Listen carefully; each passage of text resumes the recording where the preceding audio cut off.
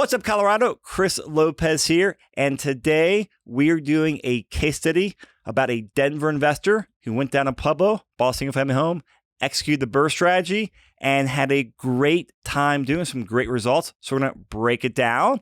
I got my co-host, Jenny Bayless, in the studio. Jenny, how are you? I'm awesome. How about you, Chris? Really good, and very excited to jump in here because you told me about this a while ago. I dug in the numbers earlier as we prepped for this show, and man, it's a fun one to talk about. And I know you and Leah helped execute on there, but introduce us to the investor and set the stage for us. Yeah, so Eric is our guest right now on the podcast, and he did the impossible. He did a BRRRR in 2021. So, I mean, not much else to say to prep you for that. But yeah, Eric, would you mind just kind of giving everyone a little bit of about your background, what your real estate experience was prior to this, and we'll just kind of go from there. Yeah, sure. Thanks for the intro, Jenny. So as far as my background goes, I'm a pretty new investor, I would say. We bought our first single family home in September 2019 in Lakewood and tore down walls and added bathrooms and did all that kind of stuff. So was that a live-in flip or like a live-in remodel? A hybrid. I had just moved back from California, and my wife was living with her grandmother in Evergreen, and then my parents live in Morrison. So we bought it, but didn't move in for 2 months or so. Okay, while we did everything. Well, that's a nice way to do it. Yeah, no sawdust in your salad that way. Exactly. Right? It was. We were very grateful to be able to do that. But then we moved in. We've continued doing everything, and then we just saw the appreciation going on, and I was like, working, and she was working, and then I started a new job after we got married, and then started to have a little more money to want to play with, but the stock market was only one mode, and so I started listening to podcasts and read Rich Dad Poor Dad, and then went into the BRRRR book, and I was like, this strategy is crazy. Can you really do this? And so we started looking around, and I had my wife listen to the audiobook of Rich Dad Poor Dad too. And we kind of were like, all right, this is something that she'll support me on and we'll move forward. So we started looking in Pueblo. Before we get into Pueblo, because this is a, common thing where usually, one of the, one person in the couple, they're definitely taking the lead, and there's a varying degree of support and interest from the spouse or from the partner on there. How active is she, and what's her interest level in supporting you and getting this done? Because it's always a great behind the scenes that many people, have to deal with. I would say support is very high, but active wise, not so much in the Pueblo. At the home in Lakewood, very active in helping and design and things like that. But Pueblo is more so kind of my lead on it. I support you, honey. Go do it. She was pregnant at the time, and one of the totally. One of the goals was we had our baby on April 20th, and the goal was to get this done and taken care of before baby arrived. And I think we pulled out of the driveway after the windows were done there on the 27th of March. Renters moved in the 28th, and then we just had a sigh of relief. Cool. So, yeah, that's it all great worked timing. out. Yeah. Congrats on that one. Thank you. So, I mean, as you know, finding BRRRR deals is tough. I mean, so how did you start the search on there, and did your expectations change from, reading this book written 7 years ago when BRRRRing was much easier to the reality of the market and the reality of today? I think it was, I just was looking for low cost of entry, and obviously I looked at some other markets in the US, but me wanting to put in the sweat equity to try and make it work, especially with the help of my dad, Pueblo just seemed to be the best. Still a 2-hour drive, but you leave at 6, you get there by 8. It's not terrible. So I just started looking at Zillow and reaching out, and drove down there quite a few times to look at houses, and started to lose a little faith on it. And then actually I did pivot too, because I did look at just buying a couple multifamilies. Okay, just when like I straight first rentals. went down there. Yeah, just like 25% down. use some funds that we had to do that. But then as things changed and I found the single family and realized I could probably pull off a BRRRR or at least get very close to it, we just kind of started just combing around. And I think this went on for like almost 140 and then started coming down, had some price cuts. And then, we ended up getting it for 111. Okay. And then, comps, I think we talked to you too. And obviously Leah and Jenny were very helpful in putting together comps to see what the ARV would be. And so once we got that, then it was like, okay, talk to the lender. As long as we can get, 168,000 ARV, the way we structured the deal, we would be able to pretty much pull this off. All right. So as we get into the deal analysis here, make sure everyone kind of knows the fundamentals of a BRRRR. Buy, rehab, rent, refinance, repeat. Yep. I always get cautious saying that on air. You got to write that time. So great strategy. Hard to execute in the last couple of years in the market, in this extreme seller's market. So congrats, Eric, for doing that. And the way it's typically done is people will, use cash or a HELOC or a lending partner or like a hard money lender to go in there and buy the place cash, no loan on there, no permanent financing. Go in there, do the rehab, get up and running, rent it out, and then go out there and do the takeout financing. And Jenny, we talk about this a lot, is like, since you have two lending components here, a lot of times people focus on the first one, which is the hard money loan, and they forget about the second one, which can bite them in the butt. Yeah. So how'd you go out here and structure your two lending components as you're eyeing this? Like, what did you do to make sure you could execute it? So I guess I had three options. I had hard money option, AKA my dad. And then I had a HELOC approved before we, really got into even putting offers in using the equity at our house in Lakewood. So I had that all ready to go. And it's amazing how once you have that set, how you can get the cash like the next day. And then as far as lending goes, I had used our same lender to walk through the deal. Sean Simon at Planet Home Lending to run through that and basically walk through it probably, like I said, 5 times, 6 times. I'm like, are you sure we can do this? This is what we need. He's like, yeah, this is what you need. And we definitely had some back and forth, and he's like, let me check on this. Let me check on that. Jenny was also very helpful on making sure that how we structured it as far as once we decided to go with the hard money loan, to make sure that you have that documented on a deed of trust. And then also there's I think it was just the deed of trust we did. Yeah, and promissory note. And a promissory note, yeah. So, and to do that, I went to the state website and used the state already templates and just filled those out, and the title agency notarizes them and everything. You don't have to get the promissory note notarized, I think. Yeah, one of them you don't, one of them you do. I can't remember. We did either way just to be official. But yeah, we structured the hard money. We ended up, like I said, hard money loan was the choice we went to. We used 135 on there because we figured we got the property for 111. Yeah, we're probably gonna need to put about 30,000 into it. So you're wrapping the rehab cost in there. Exactly. Okay. And then aim for that ARV value at the end and let it roll. And you said 168 was the magic. That was minimum for ARV, right? That was what we were looking for ARV. And I would still, at that, I think I was going to be out of pocket, just still some money, but it was way less than the traditional 25% route. So still a win. Yeah. Now, what was the scope of work on this property? Like you budgeted a $30,000 renovation budget. Like what needed to be done on this property? We had to do a roof with new decking and flashing and bring that all up to code. And that was no hail insurance claims on that? No, it was the old T-lock roof. So there's a lot of houses in Pueblo with T-locks. And those you can't even really get insurance on them. They would insure it for 6 months under the promise that you would get it fixed. So that was probably the biggest ticket item, but we knew that going in. And then the furnace was an old boiler, and so we wanted to update that. And windows were another one that we wanted to do.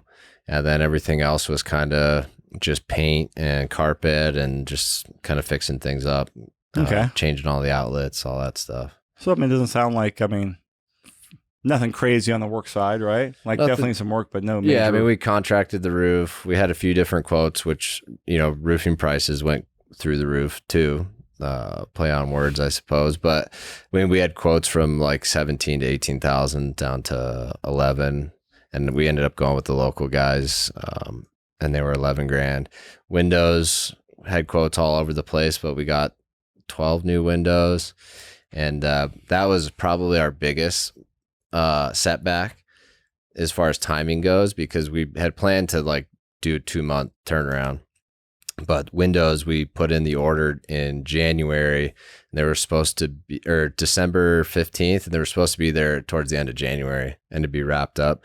And they didn't show up till March 21st. So couldn't escape the supply chain bottlenecks, huh? Yeah, no, it wasn't happening. Okay. I mean, that's impressive you pull this off with all the stuff going on here.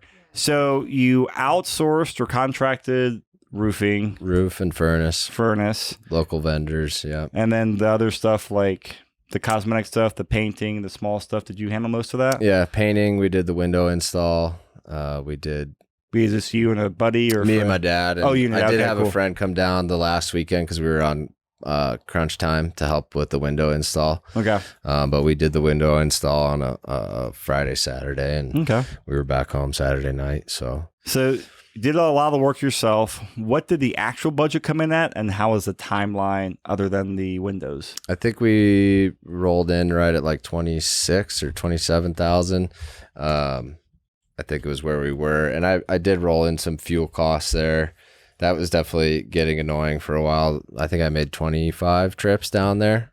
And so as fuel started to rise, then you're like, okay, this is getting old. So trying to figure out how to be efficient there. But yeah, I think overall it came kind of right in where we wanted to. If we didn't, we put some of the floors in and we did a bunch of other stuff. If we didn't have the sweat equity there, the fence too, which was another thing that we used as leverage on to get the price we wanted on the house. I did that myself too. So we had to dig that and put that in, which quotes were like 5 or 6 for that. And I think I did it for like $400. Wow. So got this stuff wrapped up, like I said, the end of March, right? With the windows? March 27th. March 27th. And then what was the timeline for renting it out and refinancing it? So I think we put it on the market actually in February, I think mid-February. We went with a property manager down there, and it took a while. I think we put it on at $1,400, and then we ended up dropping it. We had some interest, but some of the guys, our families didn't qualify through the property management metrics. And then we got a tenant in there, and they agreed to move in March 28th. Originally, they were going to let us come in and do the windows after the fact, which was not what I wanted to do because it's messy and it's a pain. Yeah. So luckily, the windows came in and we got it done before they moved in. So that was very helpful. So they moved in right at the end of March, right as you wrapped everything up. Mm-hmm. And then how long did you have to wait for the refinance, or was there a seasoning period to the refinance? I know most lenders do, but I don't know the one you worked with. So we didn't have to wait for the seasoning. We could have waited, but with the rates going up the way they were, and the appraisal coming in where it did, we could have waited. I could have got greedy, but also the rent we agreed on was also like where we were stuck at, right? So, that was something too, where it's like, okay, if you take out more equity, we're going to have less cash flow or less play in there. So what we ended up doing was a rate and term refinance, which is something on the front end that Jenny was helpful in informing us about, is you don't have to wait for the seasoning period if you can do a rate and term. And that's what we double checked with the lender. Originally is like, if you do the rate and term, it's not a cash out refi. I can only pay you out as much as the promissory note on your hard money lending is. So that's where that 135 number came from. for us on that note. All right. And then you got that. And then when you had all the final numbers with like the final long-term debt on there, the rent, the expenses, do you have a ballpark for kind of how it's performing or what you're cash flowing? Yeah. So I think it's like, I guess my metrics are a little weird, but skipping the first month, right, of not having to pay the mortgage, we put that into reserves. So if you put 5% in reserves, I think it's like $770 or something a year. So there's already $1,200 in reserves from the first month account that I had. But then after now with the property management, it's fixed $149. And then it's $951, I think, per month, rent $1,293. So I think we're like $193 a month. Okay. So close to about $200 a month. Yeah. To round up. And then what was the total amount of money that was left in the deal, if any, from your guys' initial takedown and rehab? As far as like equity in the house? Yeah. I think we were right at $77,000. Okay. No, was there any cash you had to leave in there or cash from your hard money lender? Or that could all get paid out through the terms? I assume they all got paid out, but... Yeah, so yeah, the lender wrote a check to the promissory note for $135,000 to pay all that off, which the way we did it all worked out well. And so as far as me out of pocket, is that what you're asking? Mm-hmm. Like any cash you had to leave in the deal? Maybe like $5,000. Oh, I guess minimal. Probably half that's gas money. Right. Yeah. So yeah, I took into account like the trips down there, and then some of the money that we weren't able to, I guess, leave in there. Good. So a 2-year payback period on your initial. I guess so. Yeah, that's phenomenal. I think that's really exciting. How has being a landlord been down there so far? It's been interesting. Like my personality is like when there's problems, I like to fix them quickly. So I can't talk to I don't talk to the tenants, right? We use Muldoon Property Management, and they've been really good at like their systems are set up. So I get like a notification on this property meld thing, and it'll say like ceiling fan isn't working. And I want to be like, tell me about it. Like what's going on? I want to drive down there. But, there was a ceiling fan issue. There was a little issue with the fence. Turns out the dogs were jumping over part of the fence. It wasn't, we didn't need to fix it. So that one like canceled out. And then the oven recently wasn't igniting, but they took care of that. And they just they make it really seamless so far. My biggest thing is just as a landlord is just like turning off let me fix it and just let them fix it. And a lot of it's thinking in my head, like, okay, for me to drive down there is going to take me 4 hours of drive time. Yep.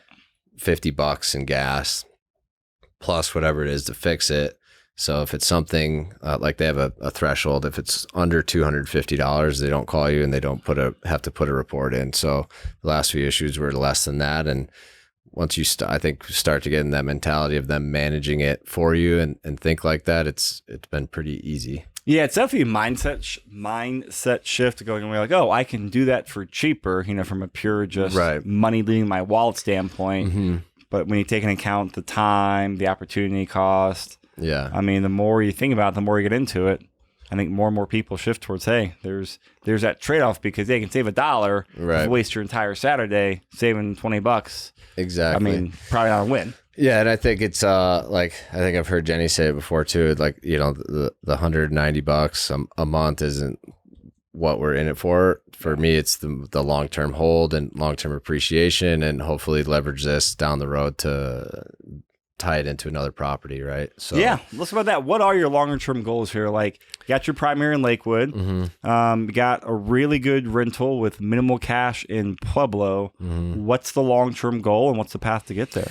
Yeah, I mean, ideally, it's try and figure out financial freedom. My 10-year goal would be to have another 10 properties, to get to 10 properties. So I guess eight more per se, or maybe 9, and then 20 by the time, I think I said maybe by I'm 40. Yeah. But ideally it'd be nice, and if you have those, and then in 30 years those are all paid off, and on top of retirement you're sitting pretty. Yep.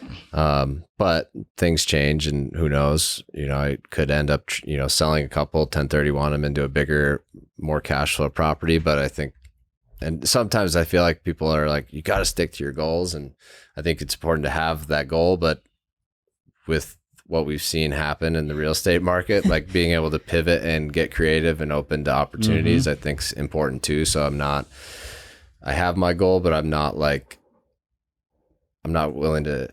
willing to change it up to continue to like grow in that respect, I suppose. Yeah. Chris and I spoke earlier today just about how quickly our goals for this year have changed, right. Just based on the environment and everything. And I love what you said about, your end goals, how you have a goal in mind, but there's so many different paths and it might change, right. but the general, premise of it is the same. And yeah. I think by you implementing the BRRRR strategy, I think that's going to give you a lot more opportunity to, have more flexibility. At least that's what I've found in my experience, since I grew my portfolio initially 100% through BRRRR. Right. Now I'm kind of taking, I don't want to say the lazy approach, but more or less the lazy approach to buy properties now. So right. just having that little pocket of equity is incredibly helpful and will help you along the way. Yeah. Yeah. And the power of 1031s, that was something else as I got through. My real strategy was, hey, go in there, buy a place, pay it off. As I learned from a lot more successful and smart investors than me, I was like, oh, they're not holding on their properties. What are they doing? Right. Oh, why? Oh, I see the power of that. The monopoly trip. I was like, oh, okay, I want to do that too. Exactly. Because I see where you are, and that's the direction I want to go in. Yeah. So I definitely would encourage you to look at like the 1031 trade ups down the road as totally. This like progresses. Yeah, we'll see what happens and how the equity plays out. And this was another goal of this was really to learn the process and see if it works. And maybe my dad wants to do more. My brother's looking into it too. We're all handy, so the BRRRR method works out well for us to put in the sweat equity. And most of us have the time to do it too, which is nice. So would you do another BRRRR in Pueblo? Yeah, if the numbers worked out, yeah, I would do it.